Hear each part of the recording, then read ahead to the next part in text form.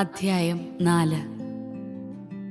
ജനം ജോർദാൻ കടന്നു കഴിഞ്ഞപ്പോൾ കർത്താവ് ജോഷുവയോട് അരുളിച്ചെയ്തു, ഓരോ ഗോത്രത്തിലും നിന്ന് ഒരാളെ വീതം ജനത്തിൽ നിന്ന് 12 പേരെ തിരഞ്ഞെടുക്കുക. അവരോട് പറയുക, ജോർദാന്റെ നടുവിൽ പുരോഹിതന്മാർ നിന്നിരുന്ന സ്ഥലത്ത് നിന്ന് 12 കല്ല് കൊണ്ടുവന്ന് ഇന്ന് രാത്രി നിങ്ങൾ താവളമടിക്കുന്ന സ്ഥലത്ത് സ്ഥാപിക്കണം.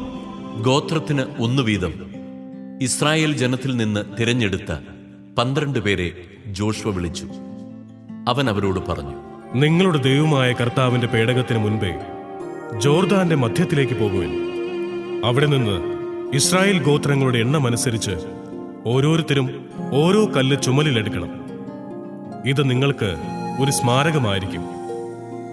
ഇതെന്ത് സൂചിപ്പിക്കുന്നുവെന്ന് ഭാവിയിൽ നിങ്ങളുടെ മക്കൾ ചോദിക്കുമ്പോൾ അവരോട് പറയണം, കർത്താവിന്റെ വാഗ്ദാന പേടകം നദി കടന്നപ്പോൾ ജോർദാനിലെ ജലം വിഭജിക്കപ്പെട്ടു.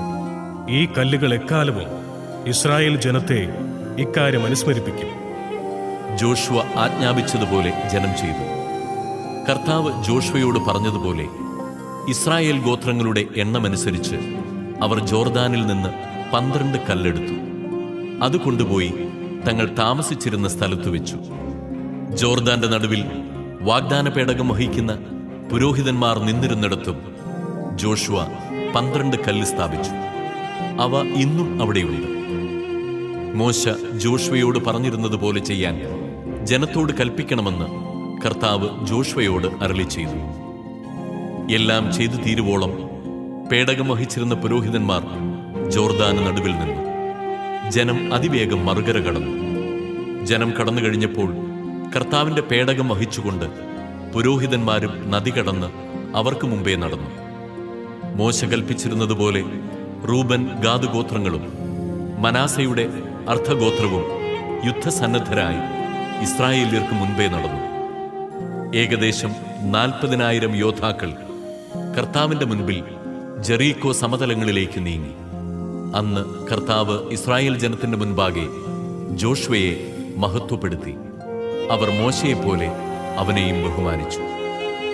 കർത്താവ് ജോഷുവയോട് അരുളിച്ചെയ്തു, സാക്ഷ്യപേടകം വഹിക്കുന്ന പുരോഹിതന്മാരോട് ജോർദാനിൽ നിന്ന് കയറി വരാൻ കൽപ്പിക്കുക. ജോഷുവ അവരോട് കയറി വരാൻ കൽപ്പിച്ചു. കർത്താവിന്റെ വാഗ്ദാന പേടകം വഹിച്ചിരുന്ന പുരോഹിതന്മാർ ജോർദാനിൽ നിന്ന് കയറി. കരയിൽ കാൽ കുത്തിയപ്പോൾ ജോർദാനിലെ വെള്ളം പഴയപടി ഒഴുകി കരകവിഞ്ഞു. 1-ാം മാസം 10-ാം ദിവസമാണ് ജനം ജോർദാനിൽ നിന്ന് കയറി ജെറീക്കോയുടെ കിഴക്കേ അതിർത്തിയിലുള്ള ഗിൽഗാലിൽ താവളമടിച്ചത്. ജോർദാനിൽ നിന്ന് കൊണ്ടുവന്ന 12 കല്ല് ജോഷുവ ഗിൽഗാലിൽ സ്ഥാപിച്ചു. അവൻ ഇസ്രായേൽ ജനത്തോട് പറഞ്ഞു, ഭാവിയിൽ നിങ്ങളുടെ സന്തതികൾ പിതാക്കന്മാരോട് ഈ കല്ലുകൾ എന്ത് സൂചിപ്പിക്കുന്നു എന്ന് ചോദിക്കുമ്പോൾ ഇസ്രായേൽ ഉണങ്ങിയ നിലത്തുകൂടെ ജോർദാൻ കടന്നുവെന്ന് നിങ്ങൾ അവർക്ക് പറഞ്ഞു കൊടുക്കണം. ദൈവമായ കർത്താവ് ഞങ്ങൾ കടന്നു കഴിയുന്നതുവരെ ചെങ്കടൽ വറ്റിച്ചതുപോലെ നിങ്ങൾ കടക്കുന്നതുവരെ ജോർദാനിലെ വെള്ളവും വറ്റിച്ചു. അങ്ങനെ ദൈവമായ കർത്താവിനെ നിങ്ങൾ എന്നെന്നും ഭയപ്പെടുകയും അവിടുത്തെ കരങ്ങൾ ശക്തമാണെന്ന് ലോകമെങ്ങുമുള്ള ജനങ്ങൾ അറിയുകയും ചെയ്യട്ടെ.